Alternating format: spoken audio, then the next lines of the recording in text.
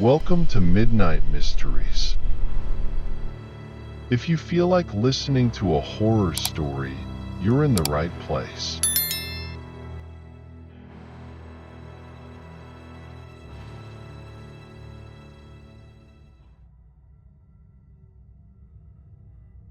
In the heart of winter 1984, my unit was deployed to a remote military base in the Siberian tundra. It was a godforsaken place where the cold penetrated to the bone and the wind howled as if it carried the souls of the dead. Our mission was simple: monitor enemy activities and maintain base security. However, what we found there went far beyond ordinary military operations. The first sign that something was wrong was when our radio equipment started malfunctioning. Strange interference and distorted voices mixed with static. It sounded like someone was whispering, but the words were incomprehensible and nonsensical. Our radio operator, Corporal Jenkins, spent hours trying to fix the problem, but to no avail. That night, none of us slept. The next morning, we decided to explore the surrounding area. The snow was so deep that our steps struggled to penetrate it, and the cold bit at every inch of exposed skin.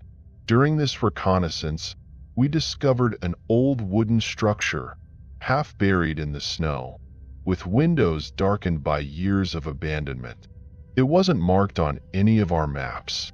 Captain Lewis decided we should investigate, despite the protests of some veterans who felt an overwhelming sense of danger. We entered the structure. The air inside was stale, filled with a metallic smell of blood and rust. The floor was covered in old documents, faded photographs, and nonsensical paintings with something that looked like dried blood. In the heart of the building, we found a locked room. After several attempts, Sergeant Ramirez managed to force the door open. What he saw inside made him recoil and visibly pale. Inside the room were chains on the walls and strange devices that seemed intended for torture. In the center, a large pentacle was carved into the floor, surrounded by burned-out black candles. On the opposite wall, a series of photographs showed men and women in military uniforms, but with their eyes cut out or burned. The most disturbing was a large portrait of an officer, whose eyes were replaced by two shiny black coins. Captain Lewis ordered us to leave immediately and report back. As we left, the wind seemed to carry a stifled scream, almost human, which disappeared as quickly as it had appeared. Back at the base, the debate was heated. Some wanted to burn the structure and forget what we had seen, while others suggested further investigation. The decision was postponed until the next day, but that night, the real horror began. One by one, members of my unit started disappearing. First was Corporal Jenkins, the communications man. He was found dead next to his radio equipment, eyes wide open in an expression of terror, mouth agape in a silent scream. Next was Sergeant Ramirez, the man who had opened the door to the secret room. He vanished during his guard shift. All that remained was his weapon, abandoned in the snow. Terror took hold of us. Paranoia grew, fueled by isolation and the relentless darkness of the Siberian tundra. Captain Lewis ordered us to stay on high alert and never leave anyone alone.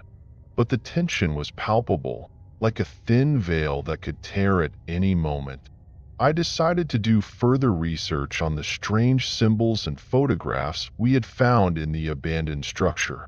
With the help of an old book on occult symbols that Jenkins had brought along out of personal interest, we discovered that the symbols corresponded to an ancient Slavic cult that worshipped the dark forces of nature.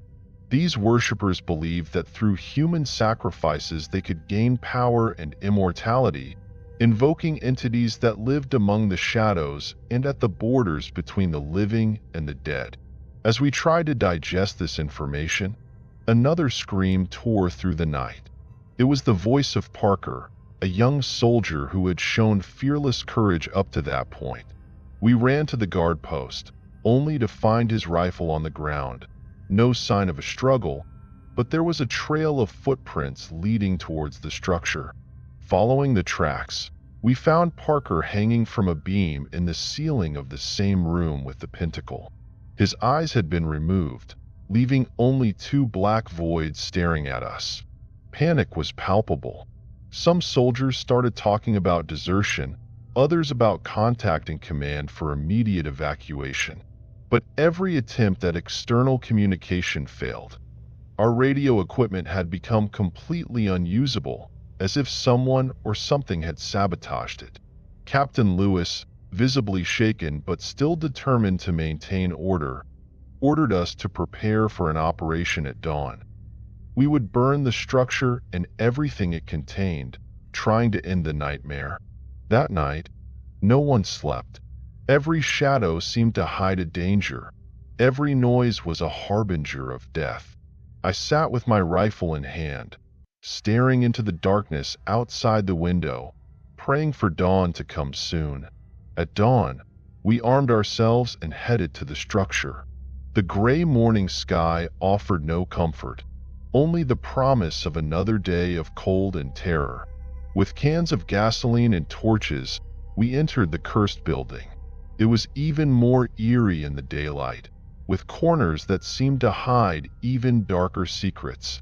We spread the gasoline, ready to destroy what we now considered a shrine of death. As we were about to light the torches, an inhuman scream echoed from the depths of the structure. The sound was so powerful and terrifying that some of us fell to our knees, covering our ears.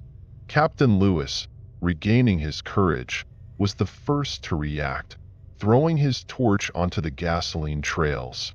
The flames rose quickly, enveloping the structure and those inhuman screams in a blazing inferno. The flames spread fast, even as those beastly screams continued so loudly that we had to cover our ears due to their penetrating nature. With immense terror, we returned to the base, and the oppressive silence that followed was suffocating. We decided to abandon the base and evacuate that cursed place before darkness could claim more lives. The march to safety was silent, each of us lost in our thoughts, reflecting on what had happened. We didn't know if burning that structure had truly ended the nightmare, or if we had only unleashed something much worse. Days later, when we finally reached a safe position and re-established communications, the stories we told seemed crazy even to ourselves. But the evidence was there, in the marks left on the bodies of the fallen, in the uniform accounts of all the survivors. It was difficult to convince higher command of the truth of what had happened. To them, we were just soldiers shaken by the cold and isolation. Over time, our story was set aside, filed as an unexplained incident. Some of us left the service, others were transferred. But on nights when the wind howls with particular ferocity, the memories return vividly, and the cold is never just winter's chill. Now, looking back on that terrible experience, I wonder if we really saw the end of that evil, or if we only delayed the inevitable. The truth remains hidden in the icy depths of Siberia. All names in this story have been changed, and all locations have been omitted. This experience has made me very paranoid in many ways. It was late that night. I could feel my heartbeat in my chest as our armored vehicle left the dirt road, pushing through the thick vegetation. It had been weeks since the unit we were looking for had disappeared, vanished like a puff of smoke on a windy day. The distress call had come just before our departure through our radios, an unexpected sign of life from our long-lost comrades. But what tormented me more than their sudden reappearance was the content of their message. A sequence of numbers, repeated endlessly. "Sergeant Mattiello, are you sure this is the place?"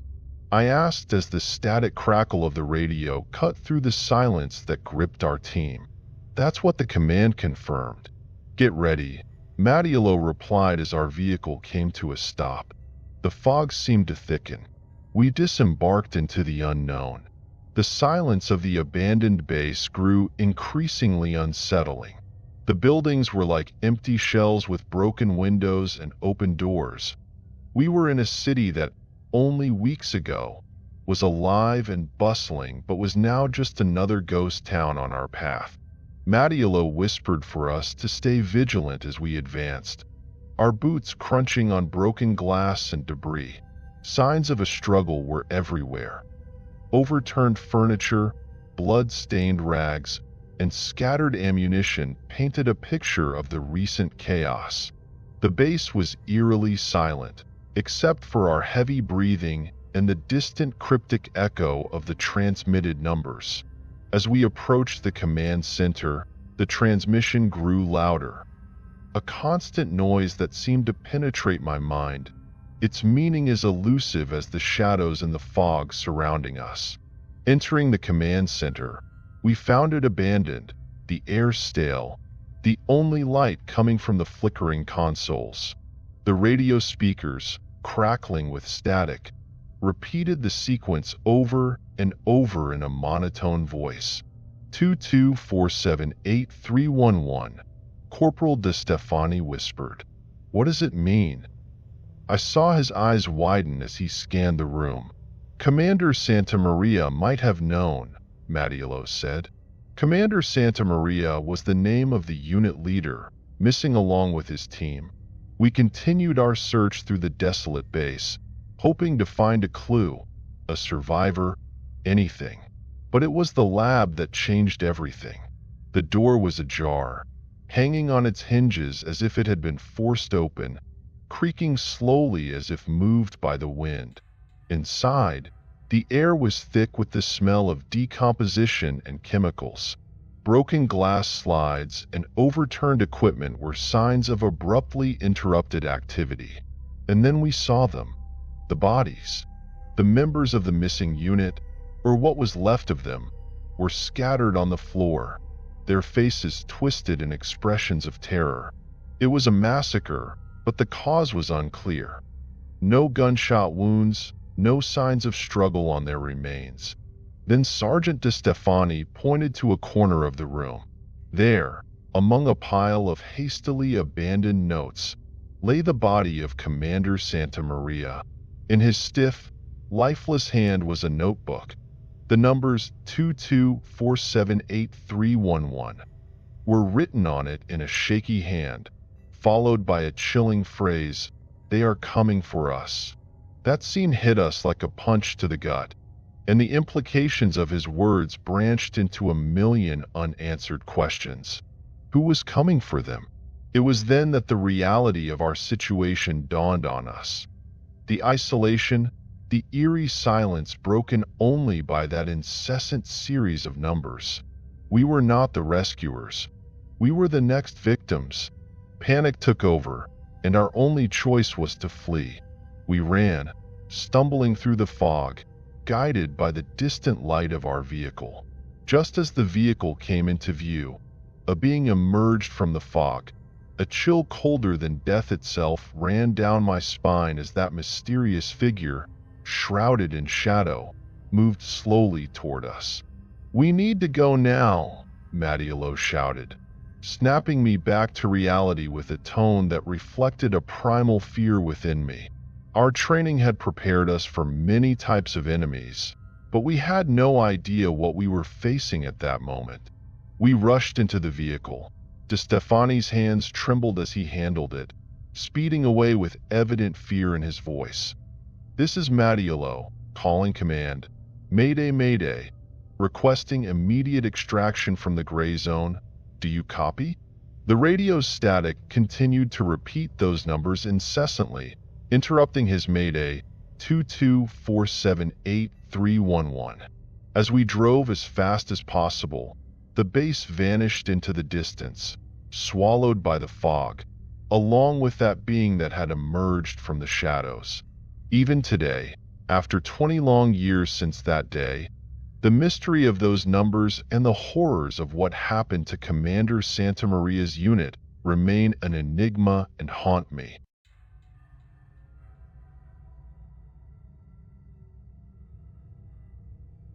I haven't told this story to many people, except for my wife and a few close friends. It happened while I was enlisted in the Army as a radio operator during the Vietnam War, and I've never forgotten it to this day. I was a young recruit, enlisted straight out of high school, and I didn't know much about the war or what to expect. But I knew I had a duty to my fellow servicemen. We arrived on a Friday night and were loaded onto several buses to be taken to our barracks.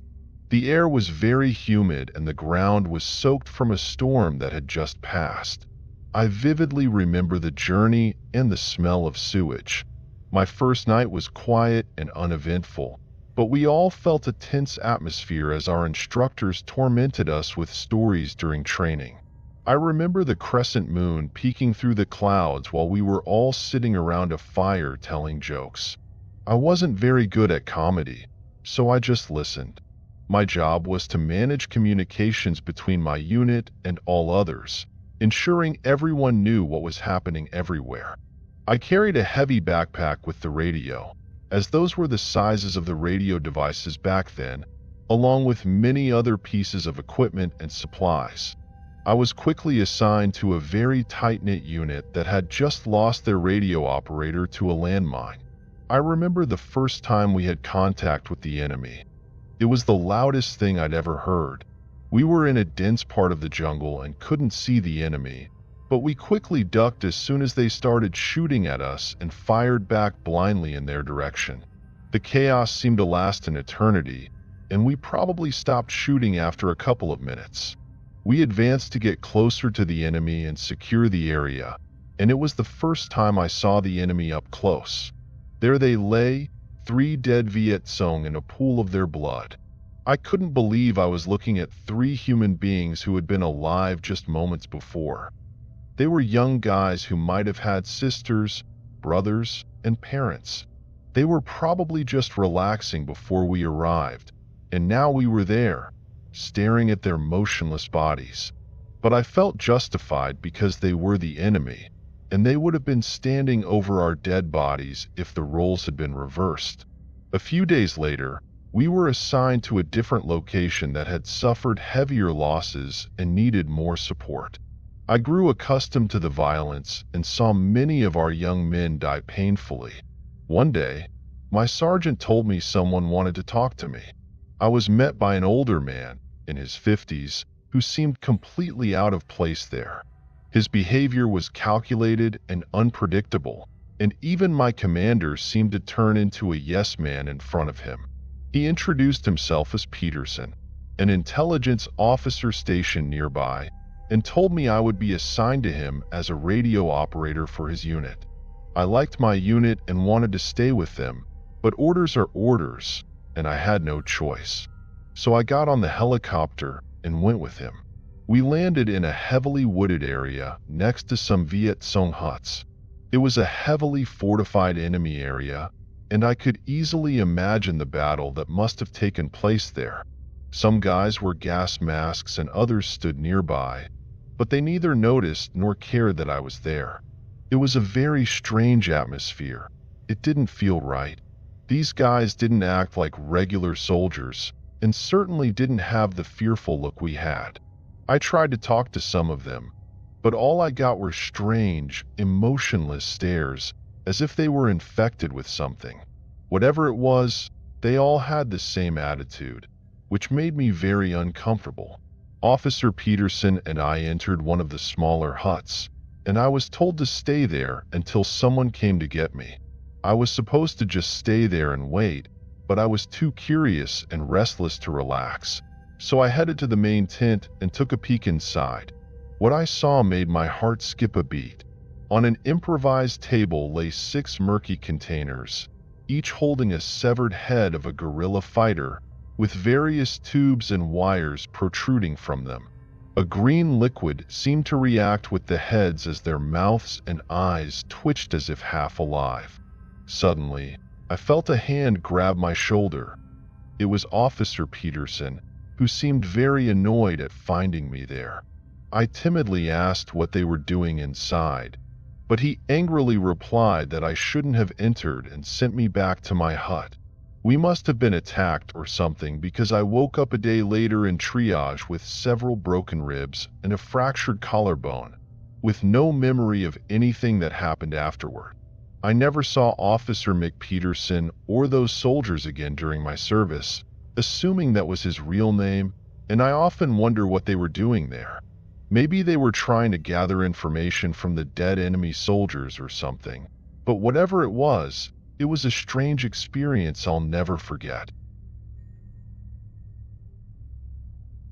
This particular story happened when I was stationed in the Air Force in northern Italy.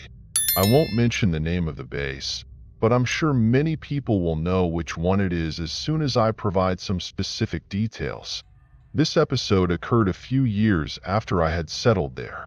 I arrived at this base in 2001, and upon my arrival, many other new recruits and I were greeted with several creepy stories told by the soldiers who had been working there for a long time. The tales were the strangest and most absurd, and I didn't pay much attention to them because I had categorized them as stories to pass the time during night shifts. However, this story is not connected to any of those tales. It was my second night on duty, as I recall.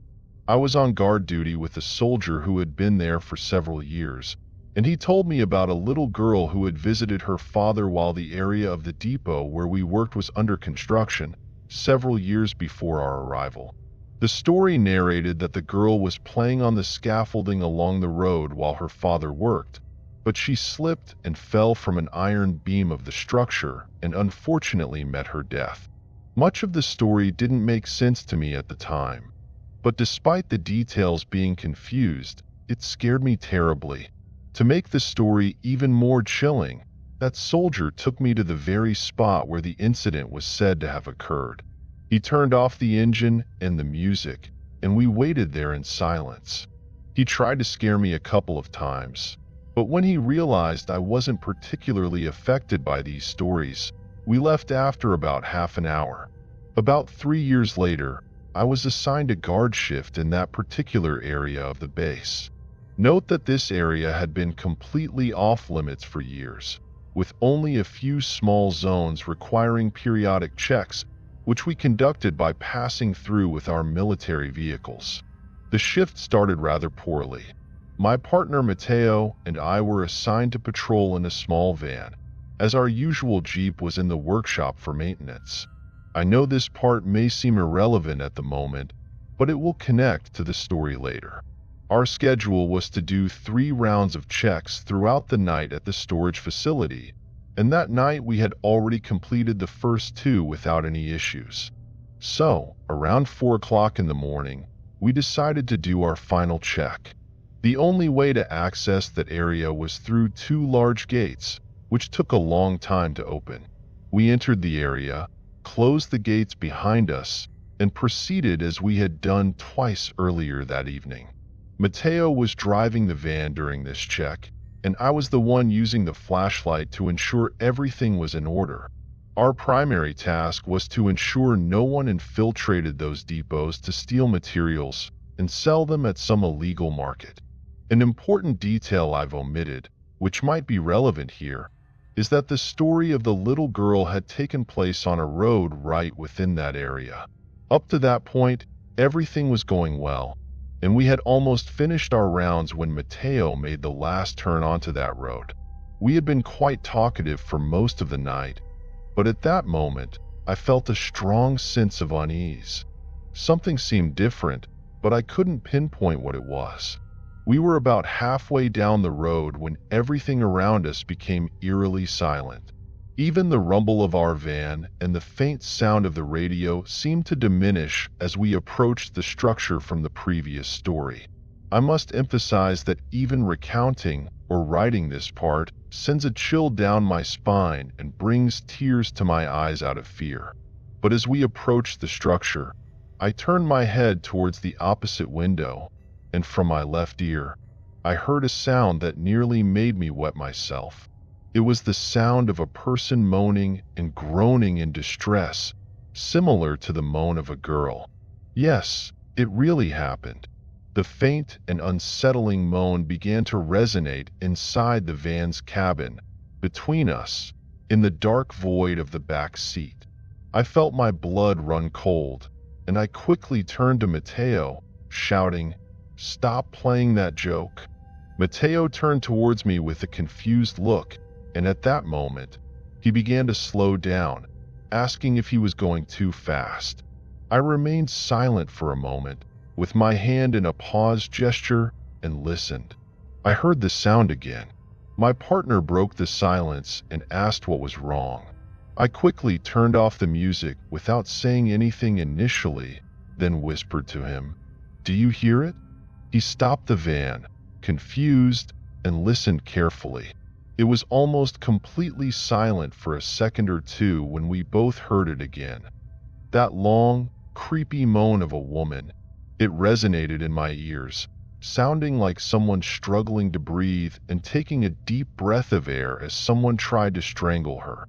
The sound was extremely terrifying, and the fact that I wasn't the only one hearing it made the experience even more frightening. I was about to repeat the question, but he quickly interrupted me and said in a loud, scared tone, "What the hell is that?" Foolishly, we waited to hear it again. The creak of the gates at the back of the van was clearly audible, their classic metallic clinking when shaken by the wind, and the diesel engine had that typical roar, but between the two noises, we heard it again for the last time. That moan resonated even louder, but this time it seemed to come from both inside and outside the truck, as if we were surrounded by whatever was making that distressing sound. Without making any noise, Mateo put the van in gear, and we drove away from that road faster than I had ever gone on any other road on the entire base. He nearly overturned the van on a turn, but we didn't care at all. We both had a tacit agreement that we wanted to get out of there as quickly as possible. We arrived again at the two gates, and I jumped out of the van as fast as I could. Mateo covered me while I quickly opened both gates. He jumped back into the driver's seat, exited, and waited for me to close both gates. Once the task was complete, we quickly returned to the main part of the base and requested a meeting with our squad leader to report what had happened. When we finally met with him, we expected him to think we were making it all up, or that we had imagined the entire episode since it was so late and our shift had been 12 hours long, and we were both tired. But I clearly remember him saying to both of us, "I completely believe you." In fact, something similar happened to me twice. Once in the same place and another in that building behind you, pointing to our guard building. I know it may seem incredible, but it really happened, and it still sends chills of fear down my spine every time I tell it. I only returned to that storage area once after that incident, but I never took that road again, nor went back there after dark. I haven't told this story to many people, only to my wife and a few close friends.